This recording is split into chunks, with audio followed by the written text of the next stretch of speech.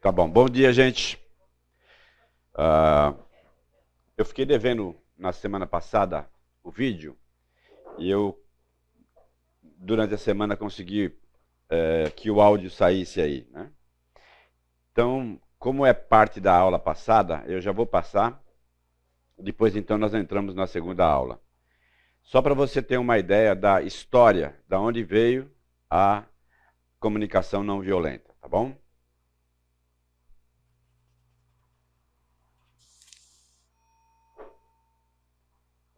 Imagine a seguinte situação. Um menino de 9 anos acaba de se mudar com a família para uma cidade que está tomada por conflitos raciais. O clima é tão tenso que passam 3 dias trancados em casa. Lá fora, cerca de 40 pessoas são mortas e mais de 400 feridas. No primeiro dia de aula, quando o professor faz a chamada e lê em voz alta o nome desse garoto, ele ouve de 2 colegas a seguinte pergunta: "Você é um kaique?" Foi a primeira vez que ouviu essa expressão. Mais tarde, descobriu que era uma maneira depreciativa de se referir aos judeus. Depois da escola, os 2 garotos agridem e insultam o menino. Apesar desses episódios, ele convivia com pessoas que praticavam sentimentos de compaixão e alegria, como era o caso do tio ao cuidar da avó materna. Situações como essa motivaram Marshall Rosenberg, criador da comunicação não violenta, a pensar: o que acontece que nos desliga de nossa natureza compassiva, levando-nos a comportamentos de maneira violenta? E por outro lado, o que permite que algumas pessoas permaneçam ligadas à sua natureza compassiva? Então Marshall resolveu cursar psicologia, pois buscava entender o que contribuía para as pessoas serem violentas e que tipo de aprendizado ajudaria a mantê-las conectadas com a sua natureza compassiva.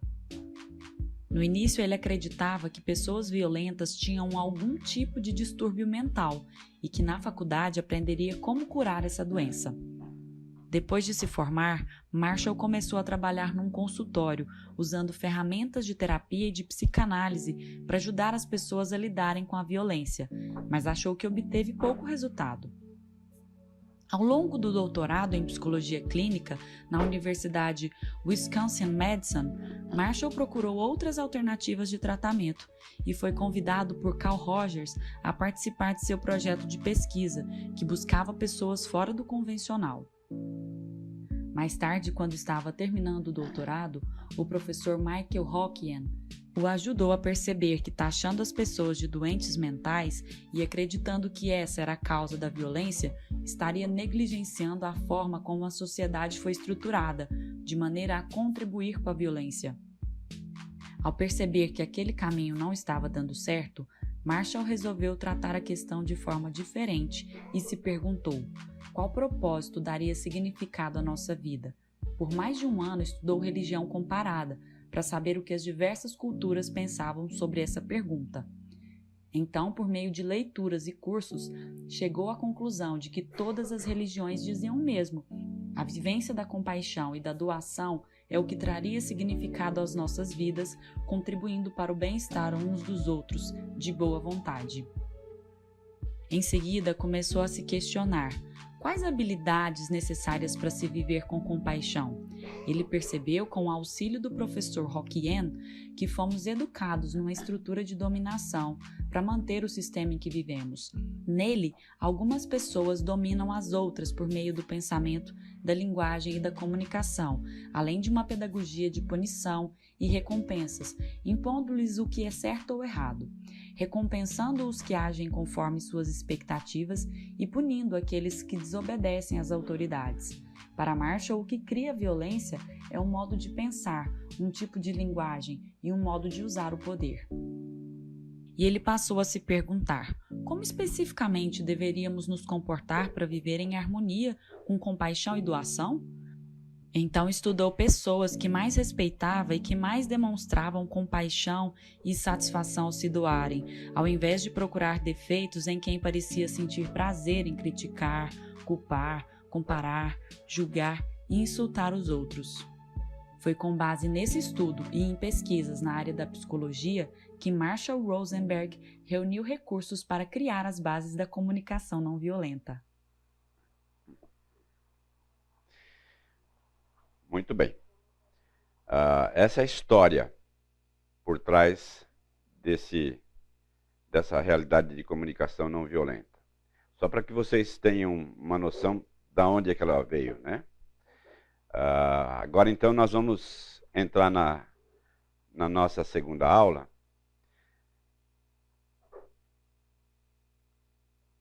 Lembrando que na primeira aula nós trabalhamos um pouco sobre essa questão da natureza compassiva, né, e o quanto isso é distante daquilo que nós, como cristãos bíblicos, temos um olhar diferente para essa realidade, né? Natureza compassiva seria o estado de criação original do homem, né? Mas hoje todos nós estamos envolvidos e manchados pela realidade do pecado. Então, nessa segunda aula, eu queria tratar exatamente dessa questão, né? O pecado despreza e ilude a consciência humana, endurecendo terrivelmente o coração. Essa é uma declaração desse livro aqui, e é um livro que eu recomendo para você, se você ainda não leu, Sociedade Sem Pecado, do MacArthur. Bem interessante, onde ele olha a sociedade nesse prisma, né? Mas eu quis trazer essa projeção para você, para que você perceba o quão grave é essa realidade. Quando ele diz que o pecado ele despreza e ilude a consciência humana, endurecendo terrivelmente o nosso coração, e nós trazemos então essa frase para a realidade da violência. O quão iludido nós estamos quando nós olhamos para nós mesmos e dizemos assim: eu não sou violento. Eu não sou uma pessoa violenta. Agora de manhã eu e a minha esposa fomos tomar café na padaria. Padaria cheia. Nós pedimos 2 cafés com leite e 2 pão na chapa. A menina veio com 2 pão na chapa. Aí eu disse, bom, daqui a pouco deve vir um café com leite, né? E passou 10 minutos e o café com leite não veio. E o pão na chapa esfriou. E eu quase perdi a estribeira em dizer para a menina, né? E eu não me acho uma pessoa violenta, mas eu me torno uma pessoa violenta quando os meus direitos são violados. Essa é uma realidade que traz à tona para nós o quão violento nós somos. O quão violento nós somos. Se você for lá para Hebreus capítulo 3, versículo 13, ele fala exatamente essa questão do endurecimento dos nossos corações por causa do pecado. Hebreus 3:13. Se você já achou aí na sua Bíblia, lê para nós. Ao contrário, encorajem-se uns aos outros todos os dias, durante o tempo que se chama hoje, de modo que nenhum de vocês seja endurecido pelo engano do pecado. Então esse encorajamento mútuo que nós podemos extrair desse ajuntamento aqui, me ajuda a, de uma certa forma, tornar o meu coração mais sensível em relação às necessidades alheias. Então, é um exercício que o próprio Deus espera de cada um de nós. É também por isso que nós, como igreja, nos reunimos em koinonia, para que esse contato mais pessoal me ajude a ser exortado, me ajude a ser aconselhado, me ajude a perceber como eu estou envolvido com essa realidade do pecado. E quando a gente traz então isso para comunicação, olha que interessante. A comunicação violenta, é ignorada com frequência por causa de um fenômeno chamado ruído branco. Ruído branco, o que significa isso?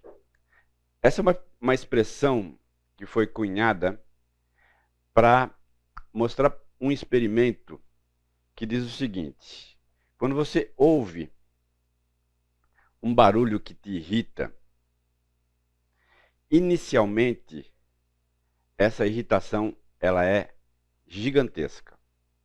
Mas à medida que você ouve esse mesmo som por vários momentos, a gente então diminui a nossa irritação, porque nós nos acostumamos a ouvir aquele som.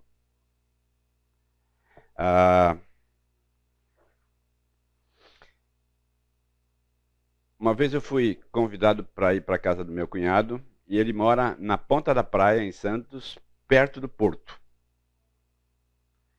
E eu simplesmente não consegui dormir, né? Porque o porto não para, 24 horas. E aquele barulho. Aí, no café da manhã, eu perguntei para o meu cunhado: e aí, vocês conseguem dormir?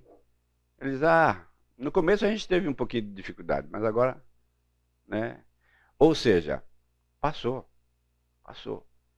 É como se você fosse morar perto da linha do trem, né? Nos primeiros dias, o trem incomoda, mas depois está tudo certo. Perto do aeroporto, a mesma coisa, né? A violência é assim.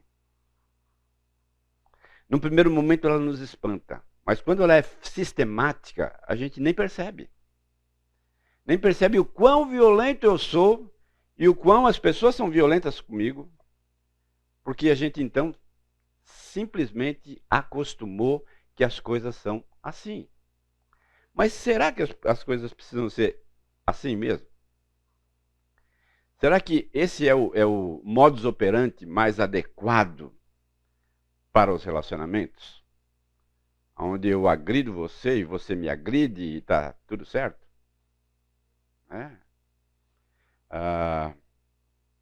Quantos relacionamentos foram destroçados, dilacerados por essas questões?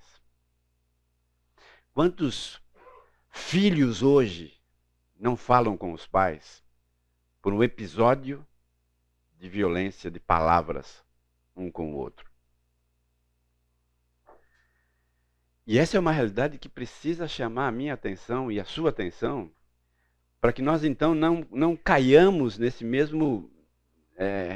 mesma trilha e fiquemos então à mercê de uma sociedade envolta do pecado, né? E acha então que tudo isso é normal. Normal, queridos, não é normal. Não é normal.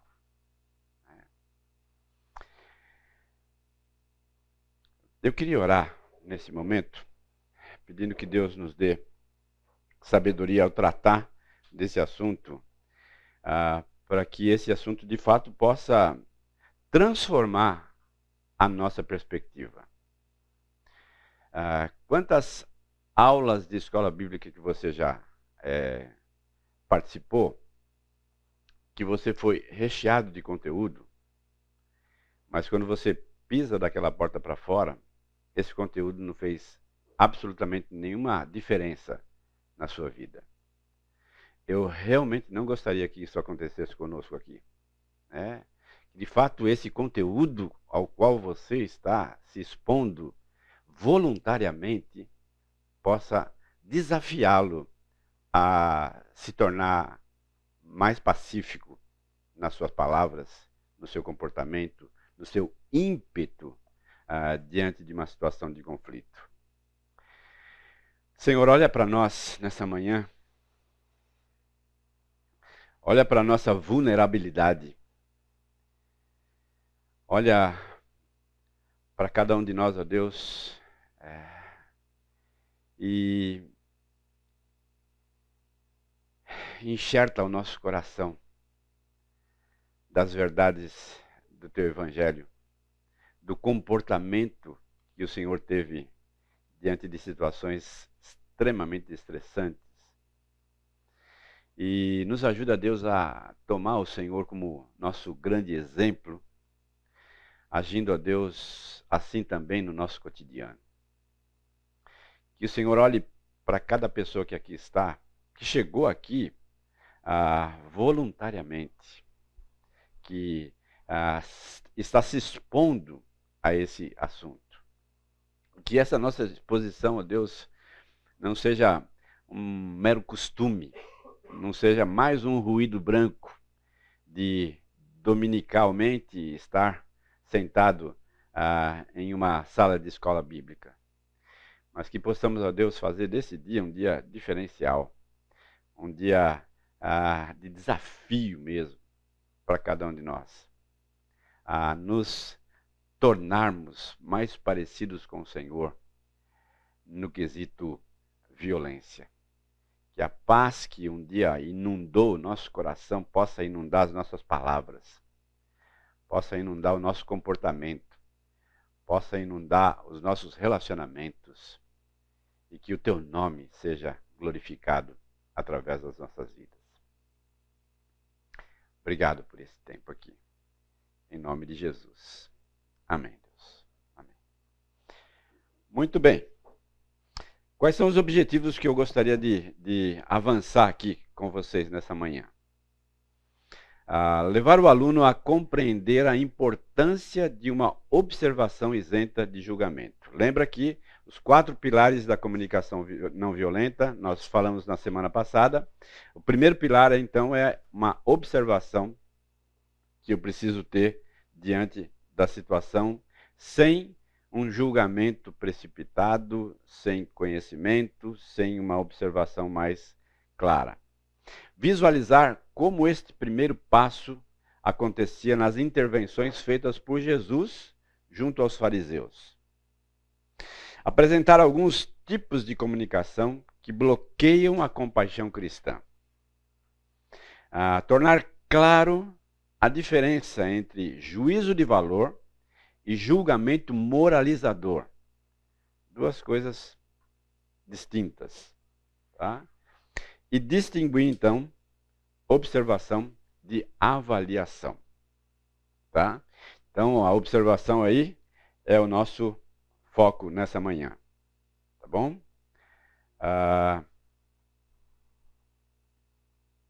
Isso. Tá?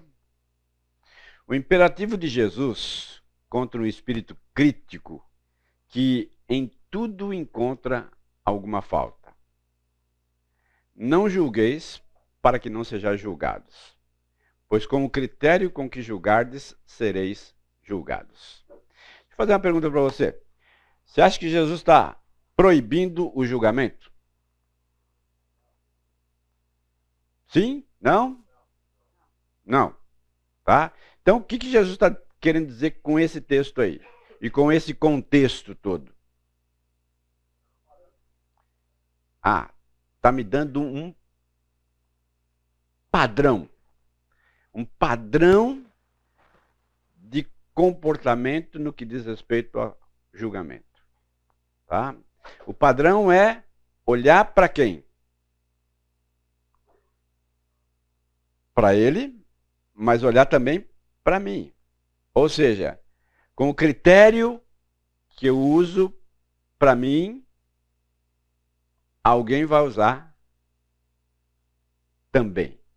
Quando você olha para esse texto, e você olha todo o contexto, lá na frente, vamos olhar um pouquinho aqui para você entender o que eu estou falando. Tá? Mateus capítulo 7, versículo 7. Ele então, ao tratar desse assunto,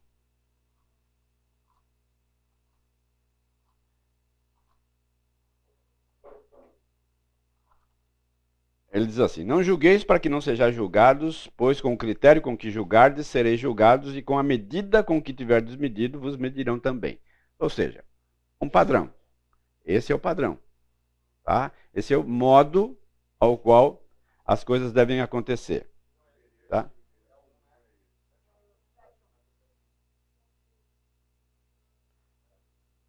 Tá, 7,7, né? É 7,1. É 7,1, desculpa, tá errado mesmo. Tá? É 7,1. Depois eu corrijo isso, tá? E aí, quando você vai discorrendo todo o texto, tá? No versículo 13, ele diz assim, 13 não, 16 é melhor, né? Pelos seus frutos os conhecereis. Colhem-se porventura uvas dos espinheiros ou figos dos abrolhos?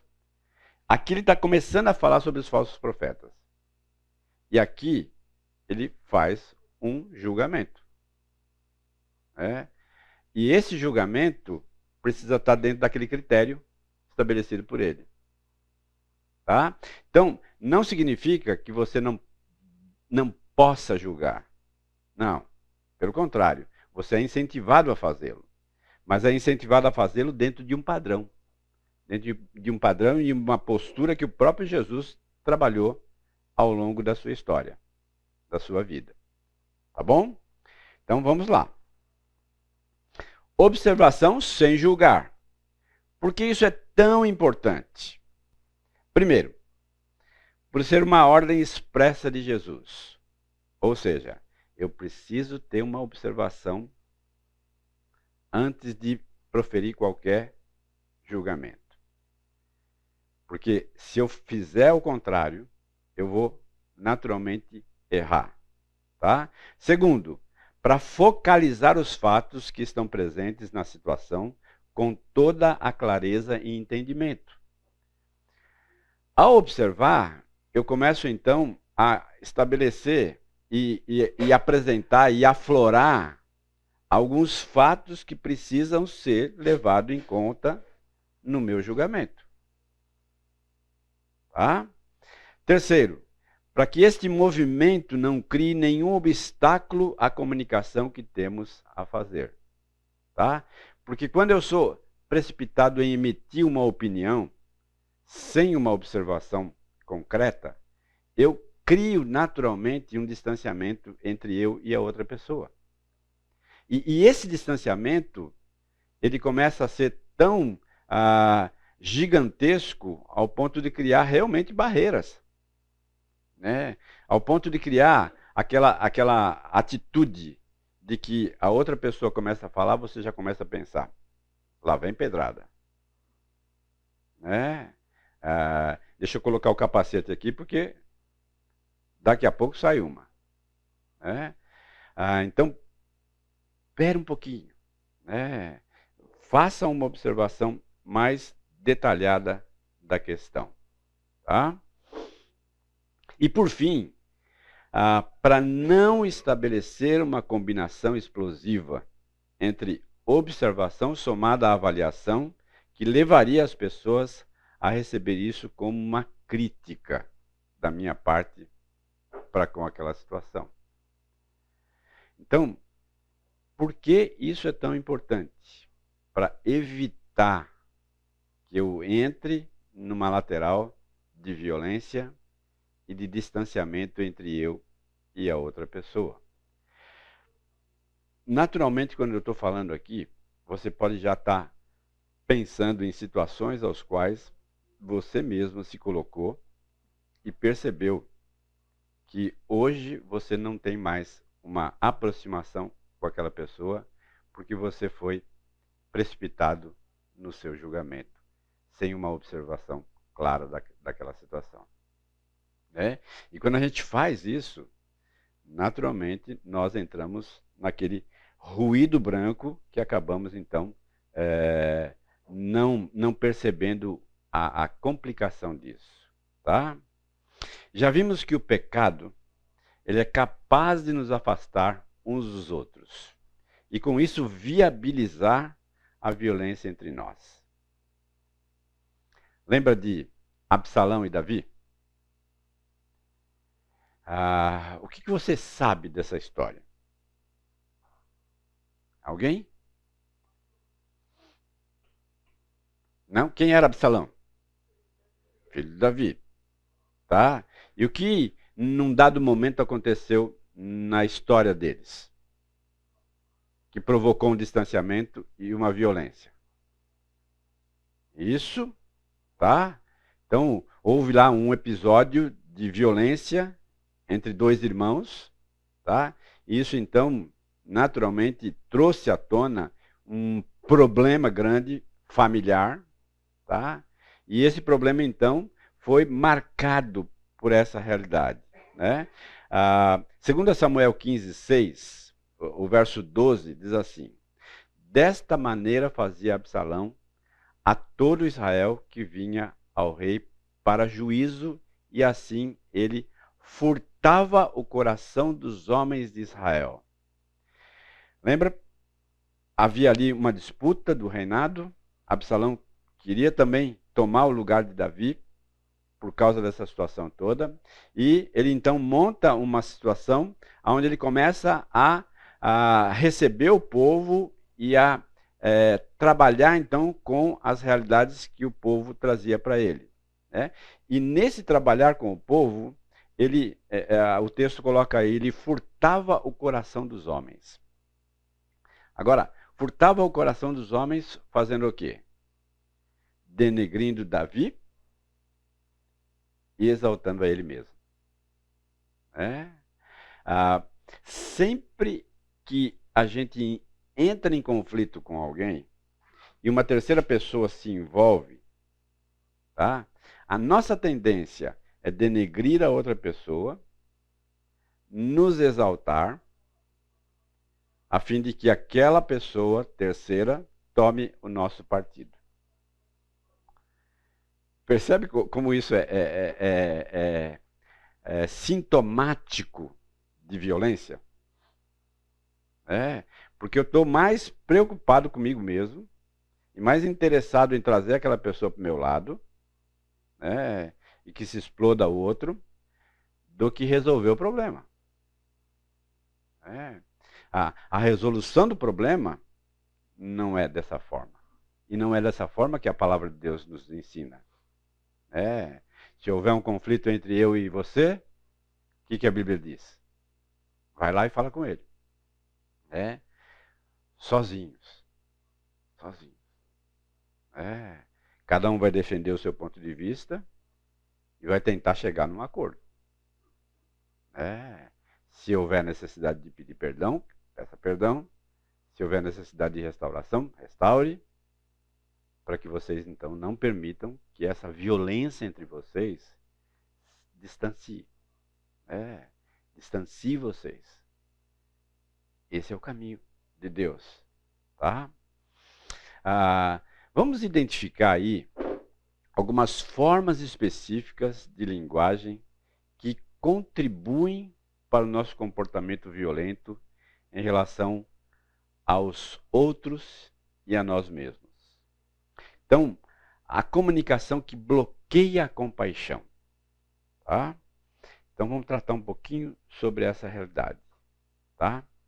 Comunicação alienante da vida. Trata-se do tipo de comunicação que visa afastar o outro da realidade, daquilo que se está tentando comunicar. Vejamos então alguns tipos de comunicação alienante. Julgamentos moralizadores. Subentende uma natureza errada ou maligna nas pessoas que não agem em consonância aos nossos valores. Tá? Então eu olho para a pessoa que faz algo diferente que eu faço, tá? E já percebo naquela pessoa uma natureza maligna, porque ela não está agindo diante do mesmo patamar que eu. Agora, vocês percebem que muitas vezes nós, como cristãos, intencionamos que as pessoas aos quais nós nos relacionamos pensem e agem como a gente. Agora, nós nos esquecemos que nós só pensamos e agimos como agimos hoje porque fomos submetidos a uma nova maneira de agir. Há uma nova maneira de olhar o mundo. Há uma nova maneira de nos comportar. Há uma nova maneira de nos comunicar. E quando eu estou me relacionando com as pessoas aí fora, elas não têm esse padrão. Elas não foram submetidas a isso. Agora, perceba, qual é a ideia de Jesus? Quando ele diz assim, você é sal e você é luz. O sal dentro do saleiro vai servir de alguma coisa? Não. Não, eu não vou salgar nada se o sal vai continuar dentro do saleiro. Tá? Ele tem que sair para poder dar sabor. E é isso que está em jogo aqui. O seu contato com o não crente precisa dar sabor a ele. Mas também precisa da sua capacidade de controlar a sua própria violência para trazer um sabor novo ao coração daquela pessoa. Agora, a nossa tendência ao nos relacionar com as pessoas aí fora é perceber a violência nelas e nos tornarmos tão violentos quanto elas. E não é por aí. O caminho não é esse. Nós estamos lá para influenciar e não para se deixar influenciar. Nós estamos envolvidos nesse mundo para dar sabor a esse mundo, para dar luz a esse mundo, para trazer um novo perfume, o perfume de Cristo, através dos meus relacionamentos. Eu venho de uma família de 6 outros homens. Minha mãe só teve meninos. E eu sou o 5º filho de uma família de 6. O primeiro que se converteu. Nós éramos envolvidos com baixo espiritismo. Me casei, fui morar no sul de Minas Gerais. Meus pais moravam no interior de São Paulo. E minha mãe fazia aniversário no dia 25 de dezembro. Então, todos os filhos estavam lá para celebrar. E as primeiras vezes que eu participei desse processo, novo convertido, e os meus irmãos, então, começaram a tirar o sarro. E dizer assim, se você tomar esse copo de cerveja aqui, eu me converto. E foi um tempo bastante conflituoso, e eu confesso para vocês que eu não gostaria de estar lá. Eu dizia para a Lúcia, olha, eu não quero ir não. Não quero ir não. Vamos em outra época. Mas não. A coisa mais acertada que eu fiz foi exatamente estar lá e dizer, não vou tomar e ponto final. Por quê? Porque a hora que a coisa começou a ter dificuldade nos relacionamentos deles, meus irmãos, eles olhavam para mim e para minha esposa como referenciais. E nos chamavam para conversar. E hoje, depois de 30 anos, com a graça de Deus, todos os meus irmãos são convertidos. E eu estou dizendo isso não para me exaltar, para me gloriar, não é isso. Não é isso. Mas é para dizer para você que você deve continuar com o seu mesmo comportamento, um comportamento cristão, no meio não cristão, porque é ali que as coisas vão acontecer. Por mais difícil que seja, por mais constrangedor que seja, por mais humilhante muitas vezes que seja, mas quando você persevera, não entrando na mesma onda deles, você começa a ser um referencial. As pessoas começam a olhar para você e dizer assim para você, como é que você consegue? Como é que você consegue lidar com essa situação de forma serena? E você vai dizer assim, não sou eu, é Deus. Não é pela minha força, mas é pela força de Deus. É pelo Espírito que habita no meu coração que eu sou capaz de lidar com essa situação. Senão, eu também não conseguiria. Ou seja, nós temos aqui também na linguagem uma oportunidade tremenda, tremenda, de mostrar a relevância do Evangelho e de demonstrar o quão esse Evangelho é poderoso para mudar o comportamento, transformar as vidas, transformar as famílias.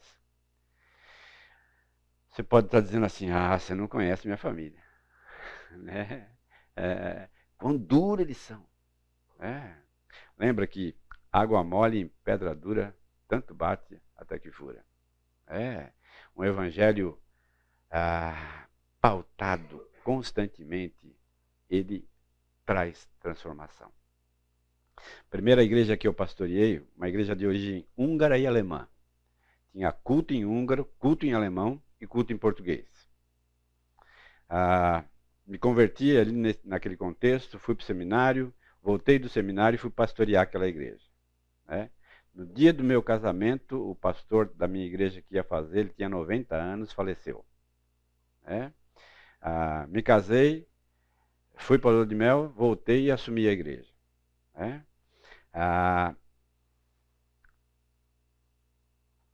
O que eu fiz mais durante 2 anos naquela igreja foi sepultamento. Como morria gente. Uma igreja predominante de idosos, mas eu vi uma coisa bem interessante. Algumas senhorinhas que oraram por 20, 30 anos pela conversão dos maridos, tendo um comportamento bastante cristão naquela situação. E muitos deles, já bem idosos, se convertendo pelo comportamento das suas esposas. Como diz Pedro, pelo comportamento generoso, amoroso daquelas mulheres, esses homens foram constrangidos ao Evangelho. Homens de coração duro, mas que foram quebrados por um comportamento, por uma capacidade de se calar em determinados momentos. Gosto de Provérbios quando diz assim, até o tolo, quando se cala, é tido por sábio.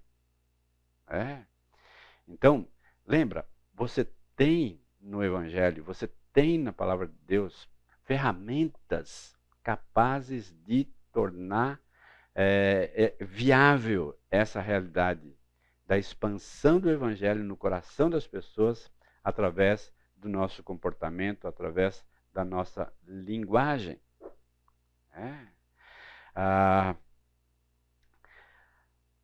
Nós falamos aí, subentende uma natureza errada ou maligna nas pessoas que não agem em consonância com os nossos valores. Surgem frases como, o teu problema é ser egoísta demais. Quando você fala isso para alguém, o que acontece? Ela vai recuar. Ela vai se colocar numa defensiva e vai vir para cima de você. Essa é uma realidade. Ela é preguiçosa. Eles são preconceituosos. Você já está fazendo um julgamento bastante claro em relação àquilo. O Senhor Jesus Cristo sofreu em várias ocasiões julgamentos desse tipo. Vai lá para João capítulo 7, versículo 12. Evangelho de João, capítulo 7, verso de número 12. Jesus constantemente estava exposto a essas realidades também. O versículo 12 diz assim, havia grande murmuração a seu respeito entre as multidões. Uns diziam, ele é bom, e outros, não, antes engana o povo. Ele é enganador, ele está ludibriando o coração do povo. Olha o verso 20. Né? Respondeu a multidão: tens demônio. Tens demônio. Está endemoniado esse cara. Em Lucas 4:22, não é este o filho de José? Versículo 28, se encheram de ira para destruir Jesus. Essa é uma realidade de um julgamento moralizador, precipitado e que naturalmente alinea eu da outra pessoa. Tá? Continuando então com julgamento moralizadores. Né? Então, quando eu emprego aquela linguagem que nós mencionamos no final da aula, julgamos os outros, o seu comportamento, enquanto nos preocupamos com o que é bom, mal, normal, anormal, responsável, irresponsável, inteligente ou ignorante. Nosso foco está aí. Nossa atenção se concentra em classificar, analisar e determinar níveis de erro, ao invés de nos concentrarmos nas nossas necessidades e nas dos outros, e também no que estamos obtendo diante dessa situação. Tá? Tem uma expressão bastante interessante aí, né? Para além das ideias de certo e errado, existe um campo e eu me encontrei com você lá. Né? Se eu fosse desenhar essa ideia aqui, tá? Eu diria o seguinte: eu estou aqui, você está ali, tá? Nós temos naturalmente pontos bem claros em relação aos nossos posicionamentos, pontos de vistas distintos do certo, do errado, do aceitável ou não. Tá? Eu tenho tudo isso bem claro na minha mente. Mas quando eu coloco Cristo aqui, tá? Eu entendo o seguinte, que nesse campo aqui, eu posso me encontrar com você e posso trazê-lo ao entendimento. Tá? Lembrando o seguinte, que um ponto de vista é somente a vista de um ponto. Nada além. Eu não tenho todos os pontos de vista. Eu tenho um ponto de vista. Tá?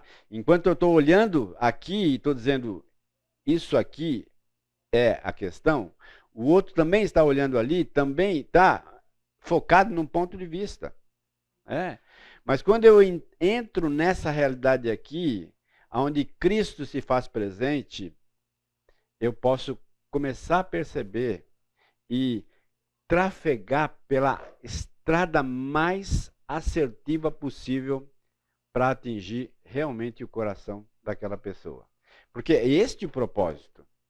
Não é ganhar a disputa. Agora, essa questão da violência traz à tona que eu estou muito mais preocupado em ganhar o meu ponto de vista. E a outra pessoa também está preocupada em ganhar o ponto de vista dela. Mas não se trata de ganhar ou perder. Pelo contrário. Se trata de algo mais elevado. Que é a compreensão de um Deus Todo-Poderoso que tem amor e compaixão para com as pessoas. E que teve amor e compaixão para comigo, mesmo eu estando desviado, em pecado, ignorante, cego. Preciso entender isso. Isso vai trazer naturalmente bons frutos. Não confunda. Juízo de valor, todos fazemos juízo de valor. Sobre as qualidades que admiramos na vida. Por exemplo, podemos valorizar honestidade, liberdade ou paz. Juízos de valor refletem o que acreditamos ser melhor para a vida. Sem sombra de dúvida, eu e você devemos fazer juízo de valor. Tá? Agora, julgamento moralizador, fazemos julgamentos moralizadores de pessoas e comportamentos que estão em desacordo com o nosso juízo de valor. Por exemplo, a violência é ruim. Pessoas que matam outras são más. Agora, será que é exatamente assim? Será que alguém que se descontrolou numa situação, agrediu a outra pessoa, ela é sempre assim? Ou foi uma situação e um episódio que precisa ser tratado, assumindo responsabilidades, pagando o preço das consequências? Quando você trata, por exemplo, de um trabalho junto a presidiários, você percebe que muitos deles estão ali em função de uma situação única, específica, ao qual ele não foi capaz de se autocontrolar. E só que, à medida que ele entrou no sistema prisional, acabou.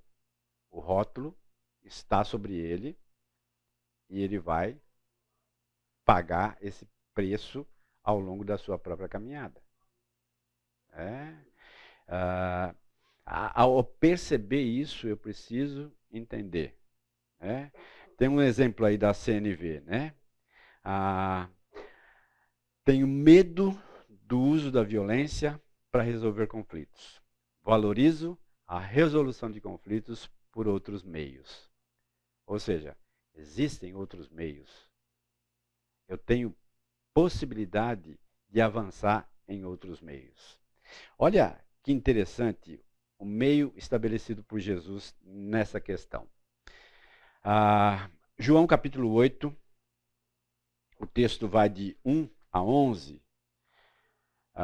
É aquele texto bastante conhecido da mulher adúltera. Tá? Lembrando que adultério flagrado era passivo de morte. Tá? Esse era o juízo estabelecido na lei. Tá? Jesus, entretanto, foi para o Monte das Oliveiras. De madrugada, voltou novamente para o templo, e todo o povo ia ter com ele, e, assentando, os ensinava. Vai comigo aqui na situação em si. Tá? Jesus tinha orado, tá? Buscado o Pai, e ele então começa a ensinar assentado junto às pessoas que se interessavam ao ensino de Jesus. Os escribas e fariseus trouxeram à sua presença uma mulher surpreendida em adultério. Foi pega, flagrada. Não era, alguém disse, ouvi falar. Não, é um fato. Pega em flagrante adultério. Tá? Versículo 5. E na lei nos mandou Moisés que tais mulheres sejam apedrejadas. Para um pouquinho. Pega em flagrante adultério. Eles então usam o recurso da lei. Olha, é assim que funciona. Jesus não era ignorante em relação à lei. Sabia. Tá?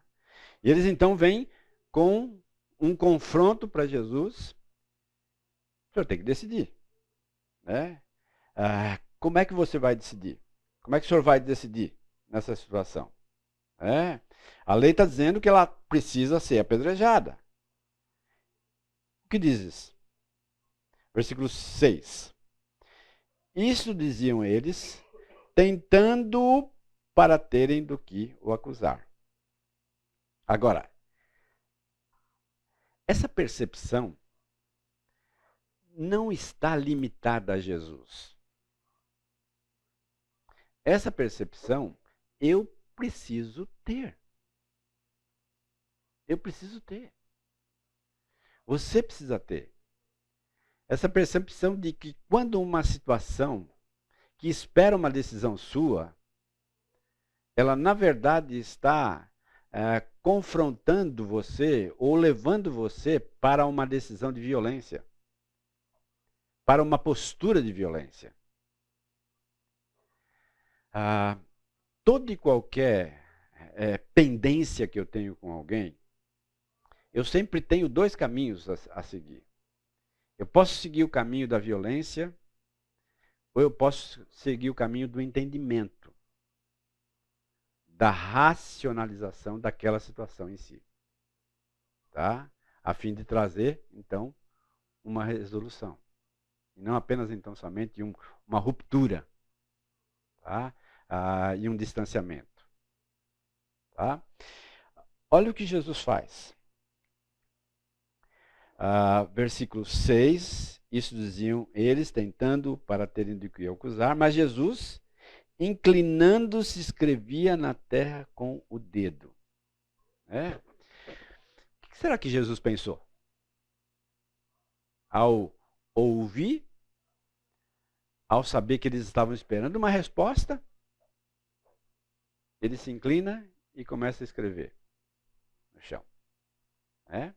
O texto não diz o que ele escreveu, mas o texto diz que houve uma pausa. E essa pausa provavelmente está envolvida a observação. O próprio Jesus observa a situação dentro da sua própria mente, do seu próprio coração, antes de emitir uma opinião. A questão é, você e eu precisamos ser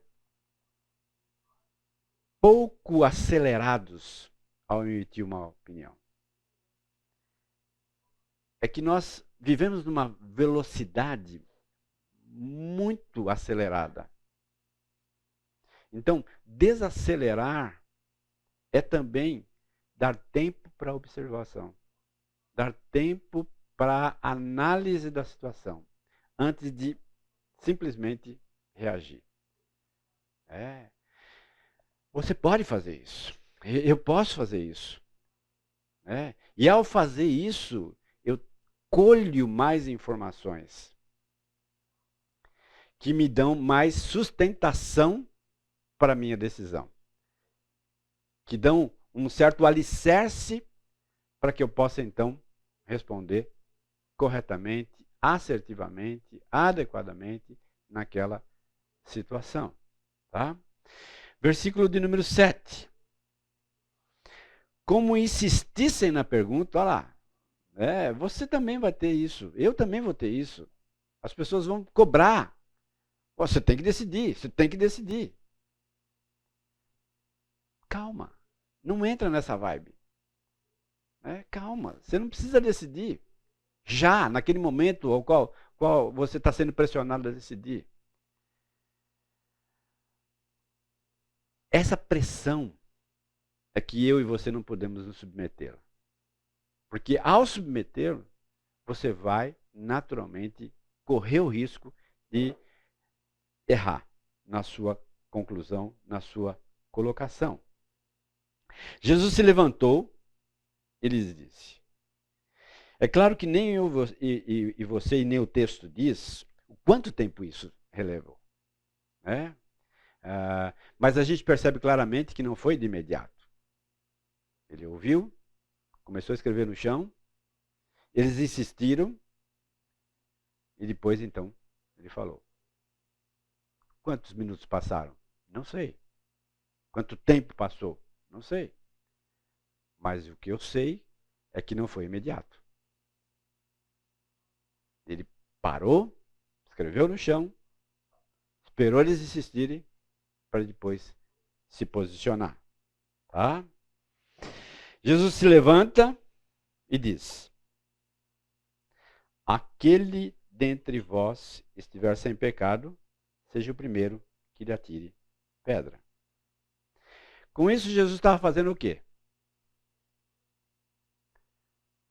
Estava dando a decisão para quem? Para eles mesmos. E essa era uma prática de Jesus. Jogar a situação para que você decida. Ou seja, vocês têm condições de decidir. Mas decidam diante desse critério, desse padrão. Se vocês olharem para vocês mesmos e perceberem que vocês não são iguais a ela, pode atirar pedra. Mas se vocês olharem para vocês mesmos e perceberem que os mesmos erros aos quais ela se submeteu, vocês também estão submetidos, então, espera lá. Então, o próprio Jesus joga para eles uma avaliação deles mesmos. Uma observação para eles e também uma avaliação para eles. Aí então vocês podem agir, aí então vocês podem fazer aquilo que a lei diz que vocês têm que fazer. Tá? E tornando-o a inclinar-se, continuou a escrever no chão. Mas ouvindo eles essa resposta, acusados pela sua própria consciência, foram se retirando, um por um, a começar por mais velhos e os últimos, ficando só Jesus e a mulher no meio onde estavam.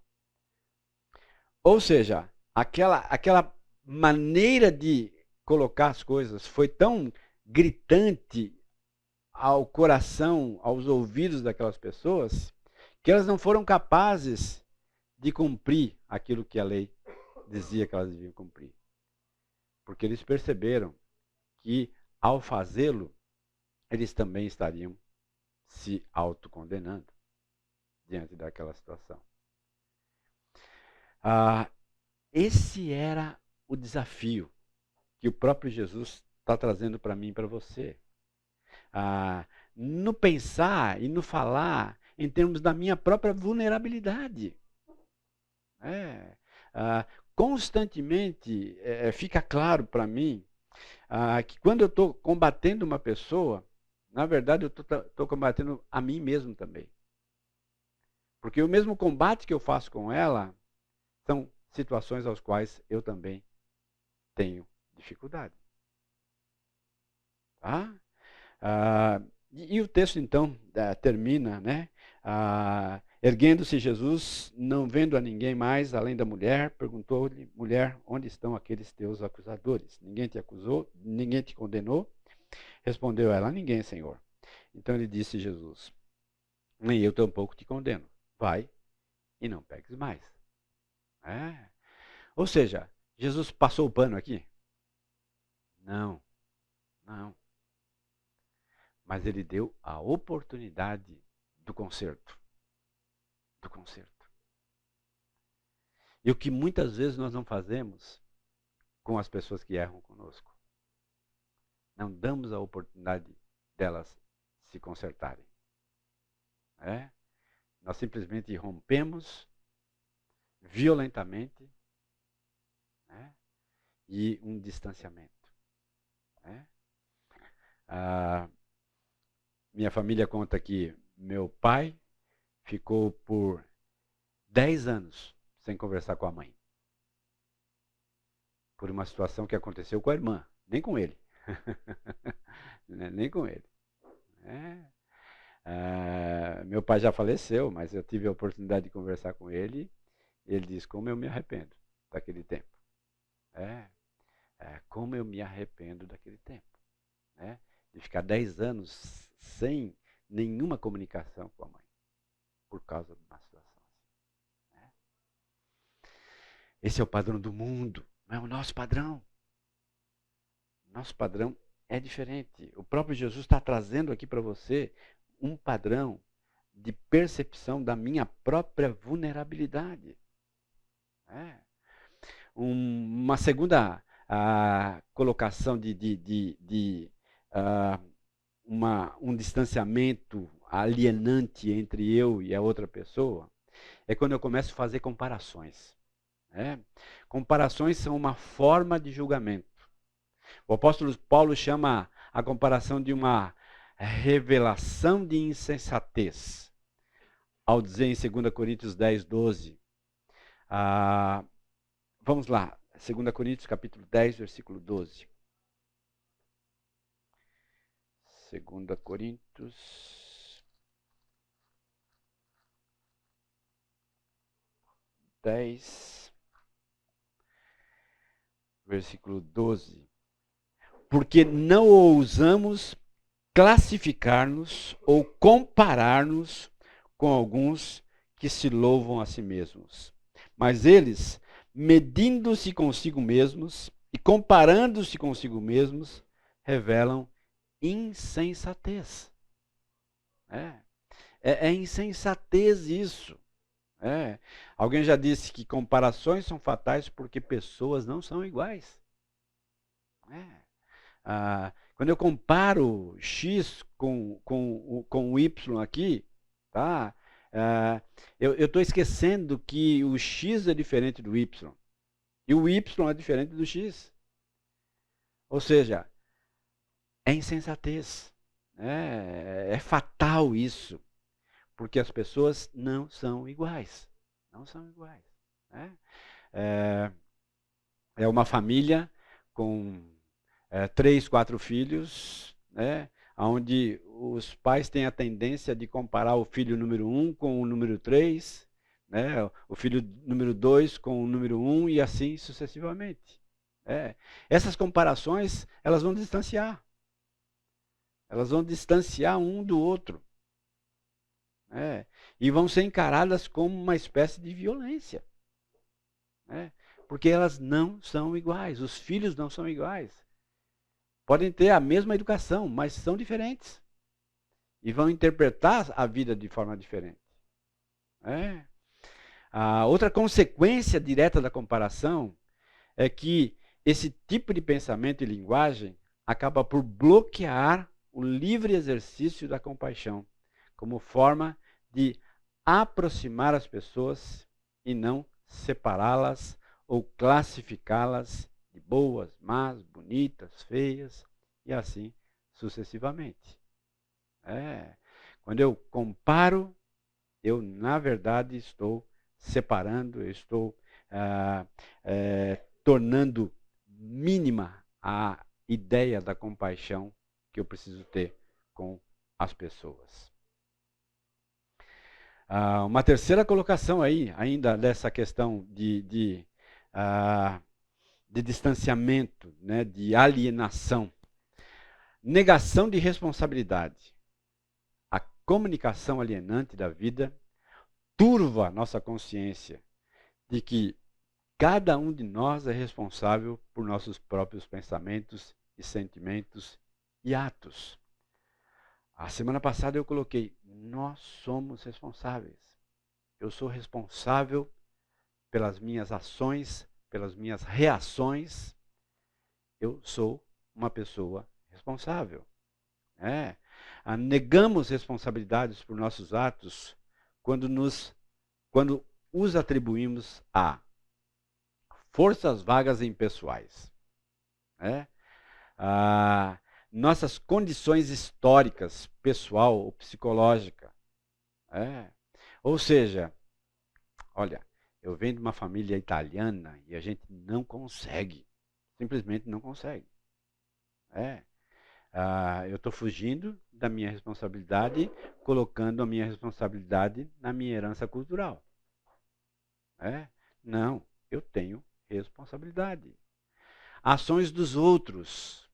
Olha, eu não queria fazer isso, mas o outro me forçou. Cara lá. Quem é o dono da sua história? Não é você mesmo? Quem é o responsável? Não é você mesmo? Não é o outro. Não é porque o outro pecou, você tem que pecar também. Não é porque o outro foi grosseiro que você tem que ser grosseiro. Gosto da ideia. Por que um casal, quando começa a discutir, levanta a voz? Porque, na verdade, eles estão distantes do coração. E aí eu tenho que levantar minha voz para que o outro consiga ouvir. Mas se o outro levanta a voz comigo, e eu estou conectado ao coração dele, e falo baixo, com um tom de voz mais sereno, a tendência é que o outro também. Ao passo que se eu aumento o volume, o outro aumenta o volume. Mas se eu sou responsável pelo volume que sai da minha boca, aqui, e eu trago aqui. Entende? Então, percebe, você é responsável. Não é porque o outro gritou que você tem que gritar. Não é porque o outro te insultou que você tem que insultar. Responsabilidade é algo fundamental. Ordens de autoridade. Não, eu é que mando aqui. Na verdade, quando eu falo isso, eu já perdi a autoridade. Faz tempo. Eu não preciso disso. Não preciso. Tá? Pressão do grupo. Olha, eu fiz isso porque todo mundo estava fazendo. Isso acontece com os adolescentes, né? Não, todo mundo foi, eu também fui. Olha lá. Você podia não ter ido. Você podia não ter ido, simplesmente. Você podia dizer, não vou. Pressão do grupo. Políticas ou regras ou regulamentos institucionais. Papéis determinados pelo sexo, idade, posição social. Impulsos incontroláveis. Aquele indivíduo que matou o outro diz assim, não, foi um impulso incontrolável. Ou seja, na verdade é uma fuga da responsabilidade. Nós somos responsáveis, você é responsável pelos seus próprios atos. Lembre-se disso. Observem, há poucas coisas tão importantes e tão religiosas quanto isto. Responsabilidade é uma expressão de uma conexão com Deus. Tá? E uma observação clara. O primeiro componente da comunicação não violenta traz essa necessidade, de separar observação de avaliação. Precisamos observar claramente, sem acrescentar nenhuma avaliação ao que vemos, ouvimos ou tocamos, que afeta nossa sensação de bem-estar. Tá? Vamos fazer então uma comparação aqui entre avaliação e observação com frases. Vai ficar claro quando, quando a gente começar a comparar isso aqui. Tá? Avaliações e observações. Tá? O uso do verbo ser sem se responsabilizar pela avaliação. De um lado, você é generoso demais. Do outro lado, já incluindo a observação, quando vejo você dar para os outros todo o dinheiro do almoço, acho que está sendo generoso demais. Então percebe? Aqui é uma observação. Eu vi, e constatei. Fiz uma observação. Aqui eu estou avaliando. Você é generoso. São diferentes. Porque tem elementos mais específicos aqui. Os pastores da igreja estão tendo, nas segundas-feiras, um workshop sobre IA, sobre a inteligência artificial.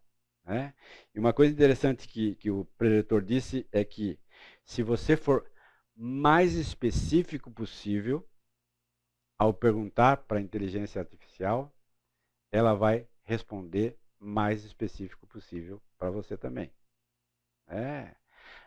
Então, quanto mais elementos você colocar na sua pergunta, mais rica será a resposta. Né? E é exatamente isso. Quanto mais observação eu tiver, mais rica vai ser a minha colocação a respeito daquela situação. Uso do verbo com sentido avaliativo. João vive deixando as coisas para depois. João só estuda na véspera das provas. Ou seja, quando eu digo para ele, olha, só deixa para depois. Mas quando eu tenho aqui uma observação onde está claro isso, João só estuda na véspera da prova. Então, essa é uma observação clara do comportamento do João. Tá? Uso do advérbio e adjetivos de forma que não indica que está fazendo avaliação. Carlos é feio. A aparência de Carlos não me atrai. Ou seja, para o meu padrão, não me atrai. Tá? Diferente. São posturas diferentes. Tá? Pergunta. Alguém quer fazer? Aproveitando ali 5, 7 minutos ainda. Quero fazer uma pergunta. Pois não. Sobre pessoas muito manipuladoras. Ah. Porque assim, quando a gente é muito cuidadoso, assim, respeita, né, faz tudo de uma maneira mais correta possível, parece que as pessoas manipuladoras, elas ganham um espaço para elas, né, deitarem e rolarem. Então é muito difícil separar as coisas para mim, assim. Quando eu imagino certas situações de uma pessoa que é muito manipulada, eu não consigo saber como aplicar isso e como conseguir ter uma conversa correta. Percebam que a manipulação é um tipo de violência. A manipulação, ela, de uma certa forma, isenta a minha expressão, as minhas colocações, o meu entendimento daquela mesma situação. Onde o outro indivíduo vem tentando manipular para que as coisas sejam do seu jeito. Eu não tenho uma resposta específica para isso, mas acredito que ao longo da nossa caminhada aqui, você vai ter ferramentas que podem te ajudar a construir um diálogo com alguém assim. Porque, na verdade, é também uma expressão de egoísmo. De egoísmo da pessoa ao qual da pessoa que está manipulando. Ou seja, é um confronto e um desejo de que a vontade dele se estabeleça. Desconsiderando todo o contexto. Então, eu acho que eu não tenho como te responder agora. Eu acho que à medida que a gente for construindo aqui, você vai ter condições de ter uma certa compreensão. Tá bom? Tá? Pois não. 1 Coríntios 2,15 fala assim: porém o homem espiritual julga todas as coisas, mas ele mesmo não é julgado por ninguém. Que é só entender assim, o contexto dele. Assim. Sim. Né? Você está dizendo o contexto desse texto. Porque a gente está falando de não julgar, mas o homem espiritual ele julga todas as coisas. Isso, né? Então, lembra, o homem espiritual ele julga todas as coisas diante do padrão ao qual o próprio Jesus está trazendo para nós. Então, no começo eu disse, Jesus não proibiu o julgamento, mas ele trouxe um padrão. Então, dentro desse padrão é que eu posso julgar.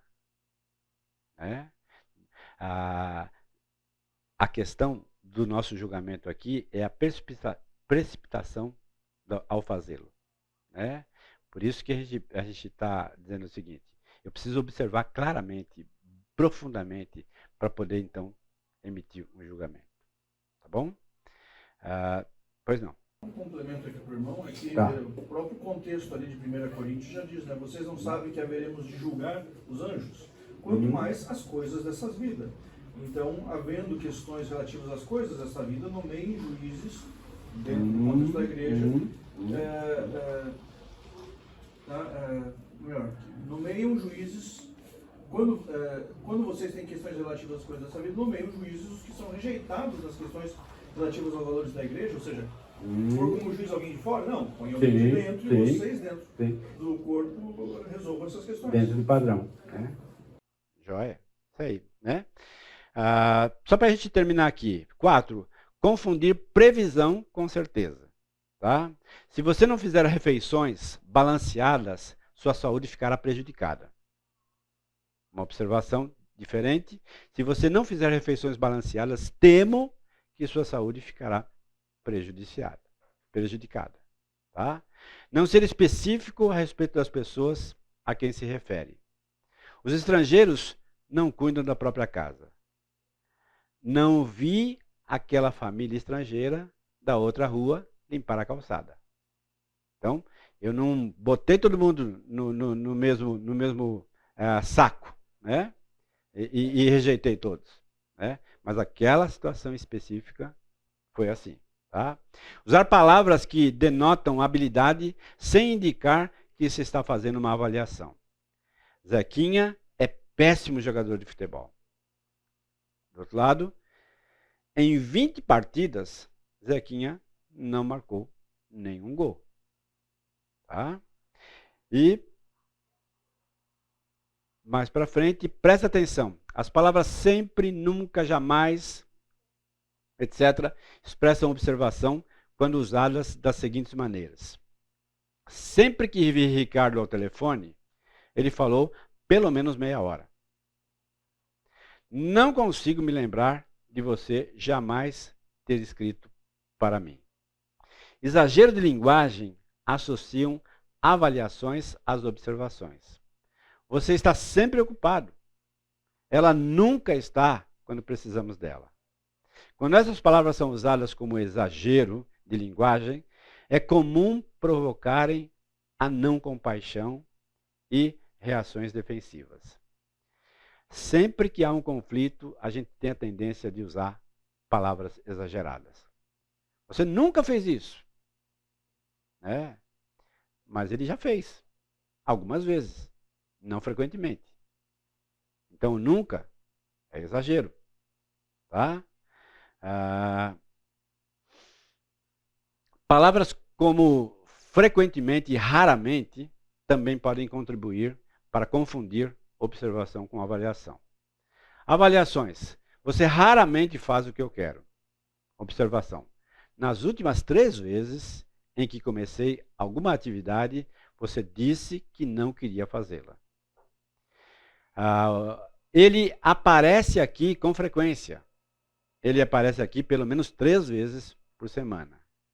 A CNV é uma linguagem dinâmica que desestimula generalizações estáticas. Em vez disso, as observações devem ser feitas de modo específico para um tempo e um contexto determinado. Tá bom? Então, semana que vem, nós continuamos então com o próximo pilar aí, que é a questão dos sentimentos. Tá bom? Vamos orar? Obrigado, Jesus, por esse tempo aqui. Obrigado pelo tempo que o Senhor nos concedeu. Obrigado pelas realidades às quais nós fomos expostos aqui, ó Deus. Ajuda-nos, ó Deus, a sermos capazes de perceber o quão prejudicial é emitirmos uma avaliação, um julgamento, ó Deus, sem uma observação mais profunda das questões, do contexto, dos fatos, das pessoas. Enfim, ó Deus, nos ajuda a sermos sal e luz, nos ajuda a exalar o bom perfume de Cristo através das nossas vidas. Obrigado por cada pessoa que aqui está. Abençoa os pais aqui presentes nesse dia e que cada um, ó Deus, possa ter um tempo bem salutar, bem renovador junto aos seus filhos também. Obrigado, fica conosco, nos dê um bom domingo. É a minha oração em nome de Jesus. Amém.